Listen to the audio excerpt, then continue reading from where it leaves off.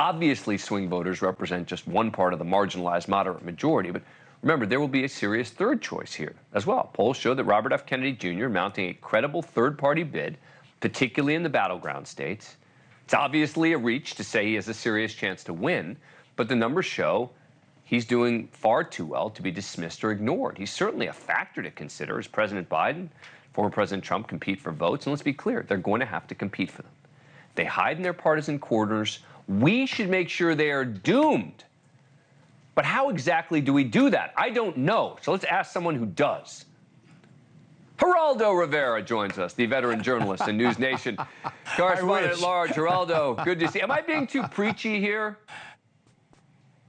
No, I think that you are optimistic, though, Dan. That's where you and I differ. You believe there really is such a thing as a moderate middle, that there are Americans who aren't partisan, who I believe that it is about abortion on the one side, immigration on the other side, and the RFK Jr. Phenomenon, I agree with you, could be the game changer. We just don't know yet. We have 8 long months to figure it out. But the feelings seem to me so deep. Having worked so long at Fox and seeing that particular worldview and then comparing it to my own. And, I tried over the decades at Fox just to, where was there common ground? Where could we get something that we both could appreciate? I mean, war united everyone after the horror of 9/11. But since that kind of rallying event, there has been precious little, and I think rather we've seen this splintering, and it's easy. I was the day after President Trump's first inauguration. There was that huge rally in Washington, D.C. that the crowd exceeded the crowd at the inauguration, the anti or the pro-abortion crowd, the pro-choice crowd. It was huge. And I saw right there that this is what it's going to be. And now hearing the rhetoric of immigration and all the exaggeration and the, the jingoistic rhetoric, it's...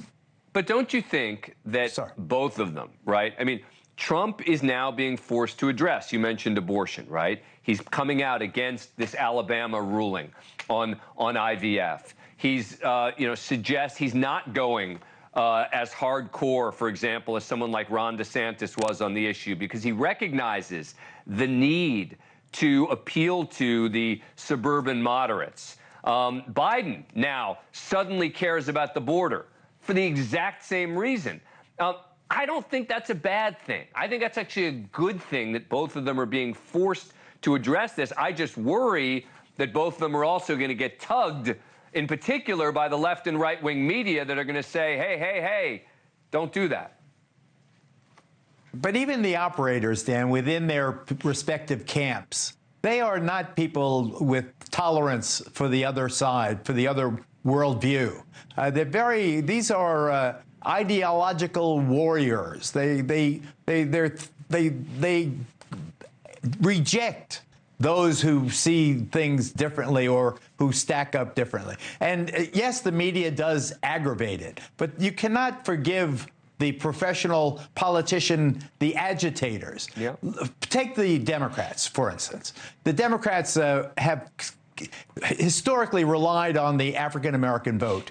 The carry, there was 20%, the lock cinch, it was there, every time, every single time. Now the worry is that African-American, that black men will be rejecting Biden because Biden maybe is bringing immigrants that compete with them, or at least, in their minds. Whether or not it's a reality, I could debate. But I think that the fracturing of the Democratic historic coalition is the thing to watch. That and RFK Jr.'s impact on the race. Because if the woke crowd turns off enough Democrats, the so-called moderates will be liberal Republicans. In my day, when I was growing up, You know, we moved from Brooklyn to Long Island.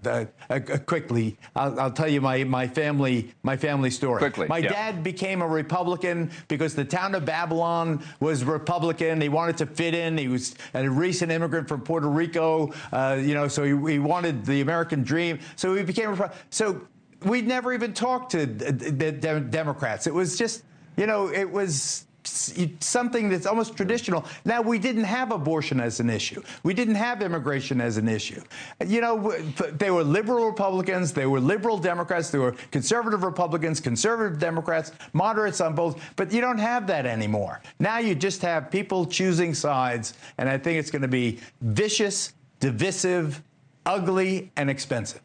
It's going to be all those things, but it is also going to come down to which way do the moderates go. And as a result, I think that both of them are going to have to be paying very close attention. Thank you for watching. Go to newsnationnow.com to find NewsNation on your cable provider. And don't forget to click the red subscribe button below to get more of NewsNation's fact-driven, unbiased coverage.